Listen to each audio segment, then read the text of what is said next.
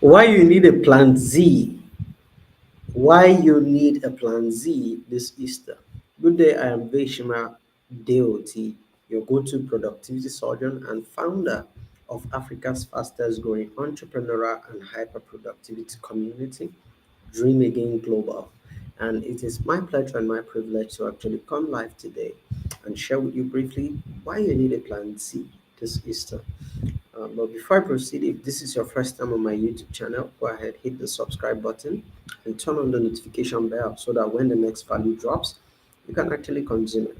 And if this is your first time on Facebook, go ahead, hit the follow button because that's the best decision you're going to make this year. That being said, let's get right straight into today's subject and topic. And so, as an entrepreneur and as someone who coaches other entrepreneurs, I've seen a lot of people talk about the concept of having a plan B, but when you study the greats, the people who have really excelled in business, you discover that most of them do not think of plan Bs, they think of plan Zs, plan Z.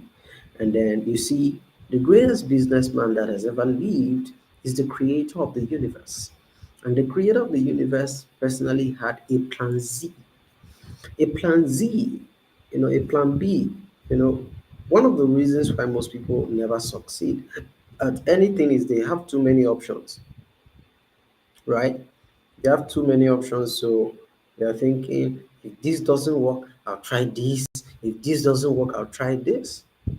And you see, options and success do not go together. That's the truth. Options and success do not go together. I can write that down.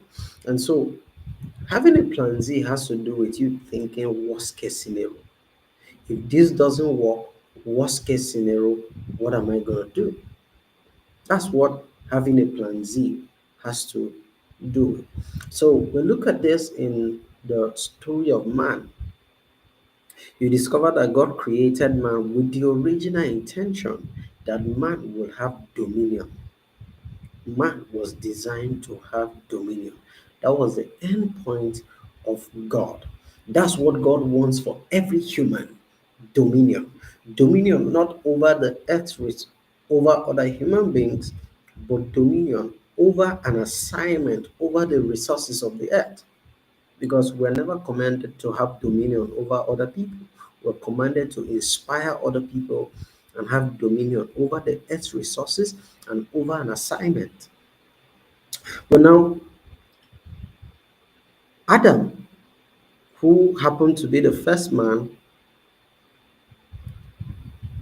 was part of a civilization that he didn't create. He just came as a matured man with six packs, a wife, which he was never part of the process. And because of this, when he fell, he couldn't rise again. So God had to resort back to his plan Z because God had to change his strategy.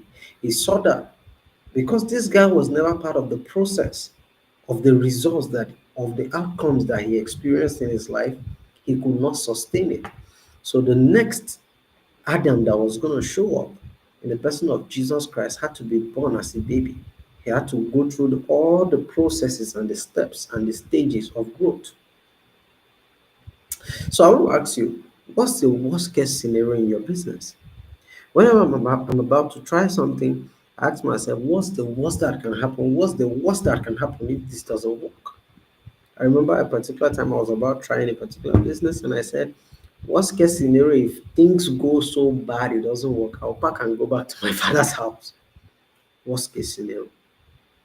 That was the worst that could happen. But what if it works? And so God had the intention to establish his dominion on the earth through men. But when the first Adam failed, he had to show up with the second Adam. And with the second Adam, the strategy was death was going to be the secret to life. The first Adam, disobedience led to death, which was a disconnection between him and his source. But for the second Adam, the key was death was going to be the secret to life. and he will become the first amongst many. So the question I want to ask you is, what's your plan Z? What's the new strategy you're going to be implementing? Because you see, you need a new strategy if you're going to get a different result. First, you need a new psychology, you need a new perspective, and then you need a new strategy. So, what is the way you've approached this kind of season? Because, like you know, Easter is actually a pagan feast. What we know in the Bible is the feast of Passover. We know of the resurrection. And so, even in this season of the resurrection, I want you to look at the don't just be carried away with the moment and the season. I want you to go back and glean. Look at the fact that God is the most profitable investment and businessman that has ever lived. And for him to do that, he had to change his approach, he has to change his strategy. So, what was the same thing that led to a disconnection has become the same thing that has led to a reconnection. Remember, Jesus Christ did not really come to raise millionaires because they were millionaires before Jesus Christ showed up.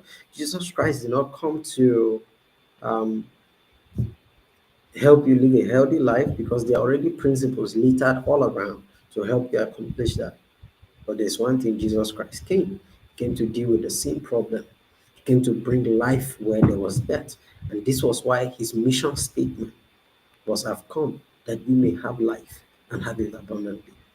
As a business owner, what's your mission? What's your vision? Because I was having a conversation with a potential dreamer chief today, and I asked this person, what's your vision for your business? Because if you can't clearly articulate your vision, your mission, then there's a lot of problem already. Jesus Christ came, and what guided his decision was his mission. I have come that you might have life and have it abundantly. And this was why when the woman was caught in the act of adultery, he said, he who is without sin should cast the first stone. What's your mission? What's your vision? What's the new strategy? What's your plan C? Most importantly, what's the worst that can happen if things doesn't work? Have you planned for that? If you've not planned for that, there's the time. Because I see the Passover and the resurrection as a strategy God orchestrated. Even in the Old Testament, you see that God orchestrated Pharaoh to harden his heart so that he could bring the people into wealth, right? And so the first time we see the Passover was in Egypt and everything. So I want you to begin to study the book, the Bible, as not just a religious text, but as a practical guide for living. And so this is why you need a plan Z in this season. What's the worst case scenario? Is something called painting in business. What's the worst that can happen? And how are you preparing to handle that? And so that's going to be for today. This is why you need a plan Z in this season. And this is why we've been able to put together the Dream Again community. It's an environment for entrepreneurs who have dreams they want to make reality. And in the Dream Again community, we're able to coach you, hold you by the hand, help you take your idea into convert your idea into product service and then make it cash that sits in your bank account so that you are able to facilitate the accomplishment of your dreams, your purpose, and your goals. Right. So want to become a dream achiever? Type dream achiever in the comment section or call the number on your screen or send a WhatsApp, send dream again to the WhatsApp number on your screen, and our team is going to reach out to you. We're going to see what exactly you want to accomplish with your life and how we can actually help you make that a reality. Until I see you tomorrow, it's time to dream again. I understand that if God could come up with a plan Z, you also need a plan Z in your